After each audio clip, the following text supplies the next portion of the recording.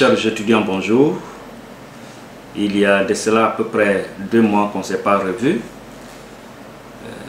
C'est une occasion de souhaiter à nos chers amis musulmans un bon Ramadan et que toutes les prières qui seront formulées en ce mois saint, que Dieu puisse nous exaucer.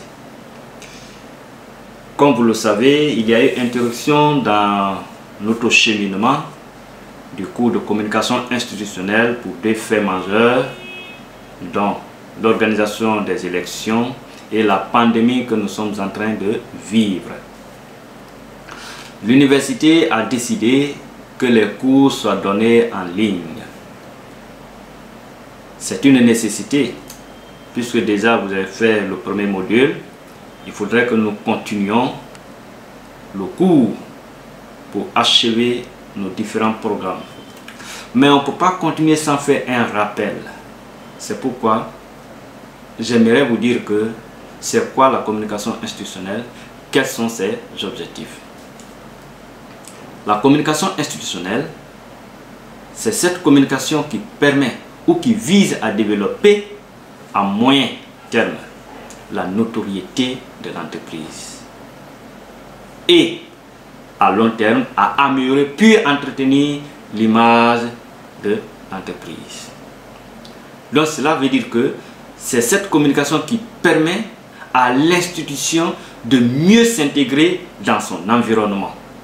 Donc, s'intégrer dans son environnement suppose quelle est sa responsabilité sociétale par rapport à la société. Quels sont ses engagements par rapport à la communauté. Et à améliorer la perception de son rôle par ses différentes cibles. Une fois que l'institution essaye d'améliorer la perception de son environnement par ses différentes cibles, l'institution aura communiqué sur elle-même. C'est pourquoi on peut déduire que l'institution communique ainsi sur son identité propre. C'est ce qu'on appelle communication institutionnelle. Mais quels sont les objectifs de la communication institutionnelle? La communication institutionnelle vise essentiellement 3 objectifs. Vous avez 1. Faire connaître l'entreprise. 2. Rechercher la citoyenneté et construire l'image de l'entreprise. Faire connaître l'entreprise suppose l'entreprise doit se faire connaître à travers son identité, à travers ses performances et à travers sa notoriété. Rechercher la citoyenneté, l'entreprise doit faire face à certaines pratiques. L'entreprise doit être une entreprise citoyenne à travers sa responsabilité sociétale. Prenez dans la plupart de nos villes ou bien de nos villages, il y a des entreprises qui sont installées. Mais ces entreprises, on prend d'autres qui ne sont pas de la communauté au profit des habitants. Et l'entreprise doit essayer de gérer tous ces aspects. Si vous êtes une entreprise qui fournit de l'électricité et que votre communauté, votre environnement immédiat n'a pas de courant, là vous n'avez pas assumé votre responsabilité sociétale. Il faut que l'entreprise essaie de rechercher la citoyenneté. Également, construire l'image de l'entreprise. Vous savez, l'image est l'élément le plus important de la communication institutionnelle. Donc ici, l'image d'une entreprise est constituée de l'ensemble des représentations que s'en font les individus, des opinions qu'ils en ont à partir de ce qu'ils perçoivent. Donc cela suppose que la communication institutionnelle sert à donner une bonne image à l'entreprise. Le but, c'est de développer ou de renforcer cette image ou simplement faire connaître l'organisation à travers ses valeurs. En venant à ces éléments, il faudrait que nous comprenions que cette communication institutionnelle permet de développer l'identité de l'entreprise et son image, créer un climat favorable, rendre l'entreprise plus attractive. Tous ces éléments sont en rapport avec les principaux rôles de la communication institutionnelle. en revenant aujourd'hui au cours, dans notre 4e science intitulée « Les cibles de la communication institutionnelle », ce cours que nous allons le faire maintenant va permettre aux étudiants de comprendre à qui la communication institutionnelle s'intéresse. Quelles sont les personnes qui peuvent être touchées par les messages de la communication institutionnelle? Mais on ne peut pas étudier les cibles de la communication institutionnelle sans connaître ce qu'on appelle en communication la cible.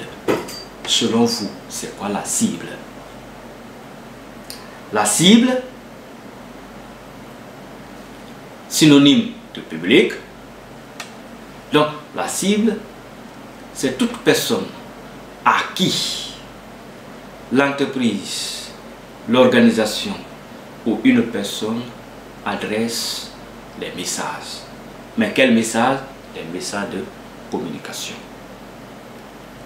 Donc, ici, dans le présent cours, il faudrait que vous compreniez que la communication institutionnelle a principalement deux cibles. Vous avez les cibles internes et les cibles externes. Quand nous revenons aux cibles internes, ces cibles ou ces cibles sont constituées par le personnel de l'entreprise. Et ce personnel comprend les salariés, les correspondants et l'administration composée de cadres. Mais ce qu'il faut comprendre, en parlant de ces cibles internes, la réussite de la communication institutionnelle dépend de ces cibles internes. Ça, c'est une nécessité. Une entreprise qui veut communiquer à l'extérieur doit d'abord chercher à améliorer les conditions de vie des travailleurs à l'interne. Au-delà de ces cibles internes, nous avons les cibles externes. Cette catégorie se subdivise en deux. Vous avez la cible commerciale et la cible non commerciale. Et certains vont se poser la question en se disant, ah, la communication institutionnelle est alors une communication commerciale? Voilà.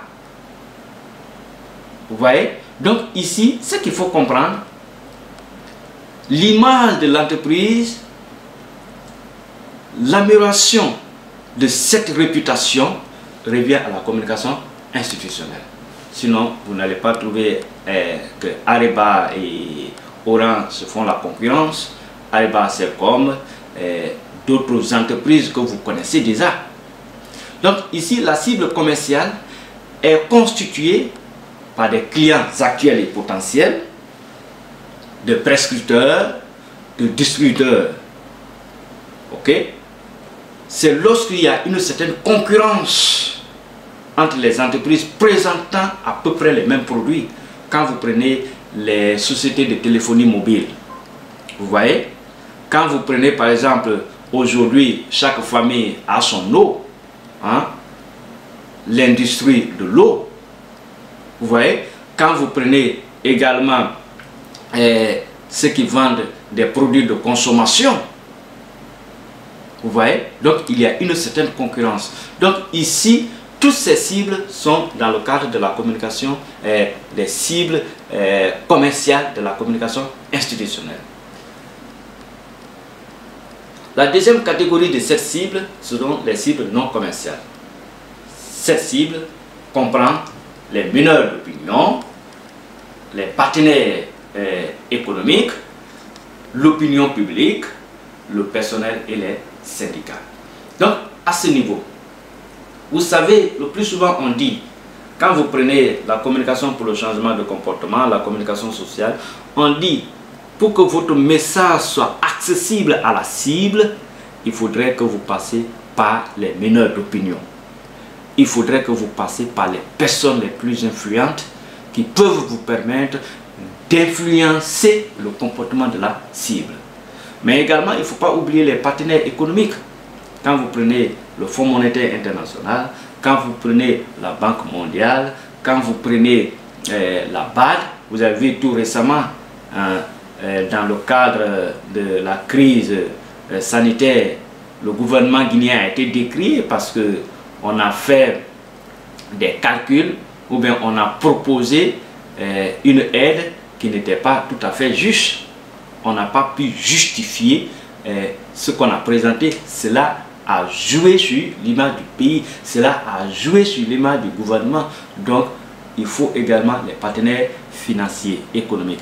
Vous avez l'opinion publique. L'opinion publique ici, c'est la population. Il ne faut pas ignorer également la population. C'est pourquoi on a rappelé que la communication institutionnelle cherche toujours à rechercher la citoyenneté. Donc, il ne faut pas ignorer cet aspect.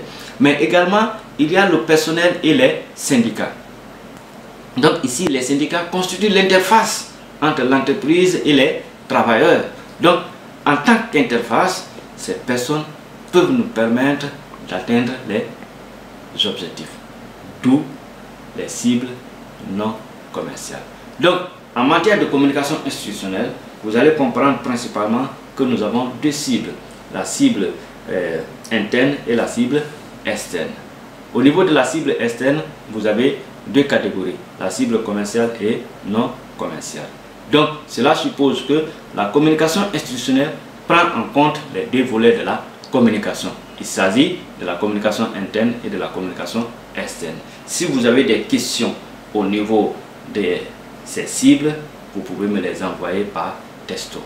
Je vous remercie.